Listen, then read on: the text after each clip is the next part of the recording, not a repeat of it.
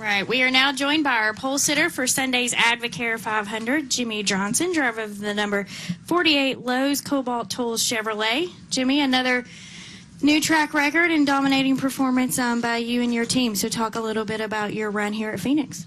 Track records are awesome. I don't qualify on pole all that often, so I take great pride in them, especially track records. It's very, very cool to do.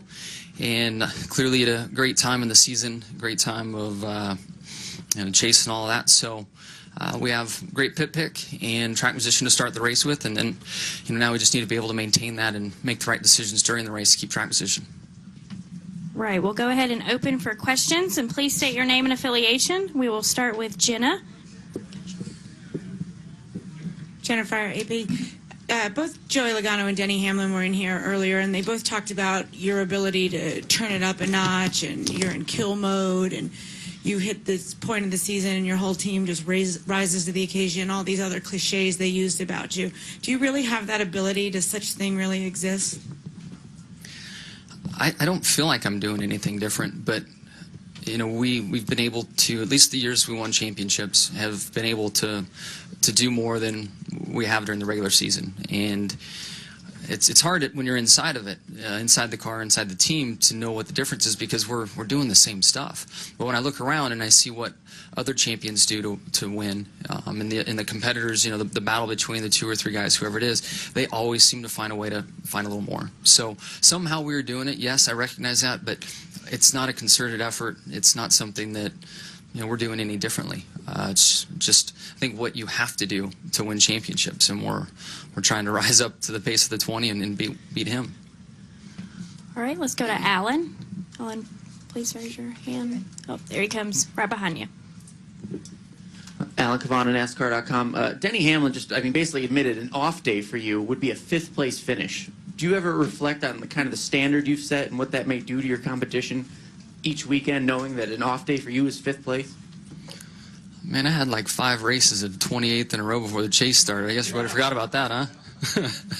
It happens to everybody. You have bad days, but I feel like the majority of the tracks we race on are good for us. There are a few in the summer months that beat us up from time to time, and we went through that earlier this year. And then racing luck can get you from time to time too. And Pocono, we blew right front leading.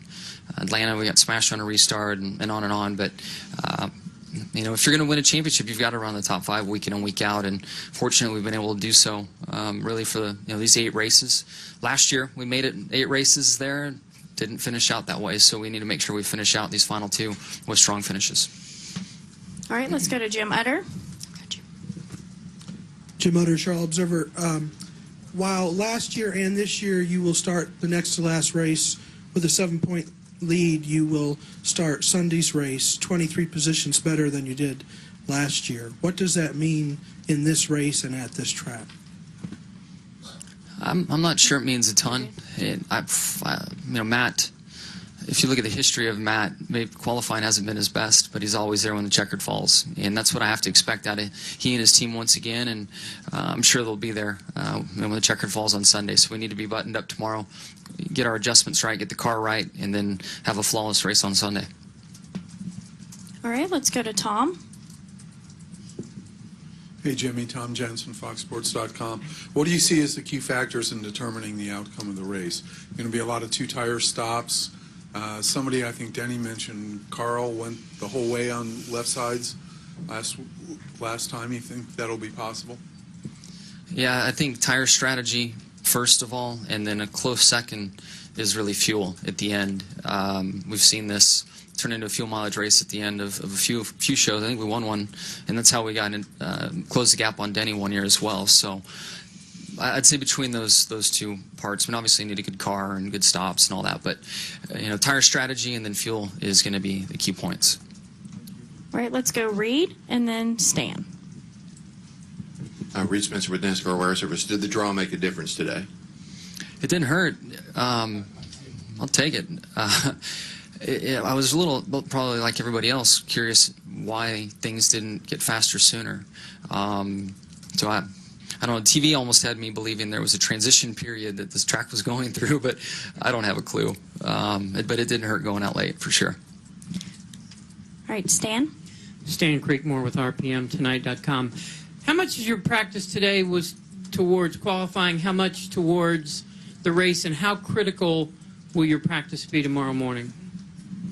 Tomorrow morning, I guess I got to think it through about track temp and stuff, but I would assume the second practice is closer to what we're going to race on. So the first practice, we'll make sure we're in the ballpark and things are going in the right direction. But today we spent half, 60% on race trim, and then switched over midway point and made a couple qualifying runs. And some tracks we go to, we'll start in qualifying trim and just focus on it solely. But here we felt like it'd be nice to get some race trim in, have something to sleep on overnight to start tomorrow's practice with. All right, any additional questions okay. Let's go to Kenny. Kenny Bruce with NASCAR.com. Jimmie, as committed and focused as Chad is in what he does, how much of that has rubbed off on you and affected the way you approach what you do?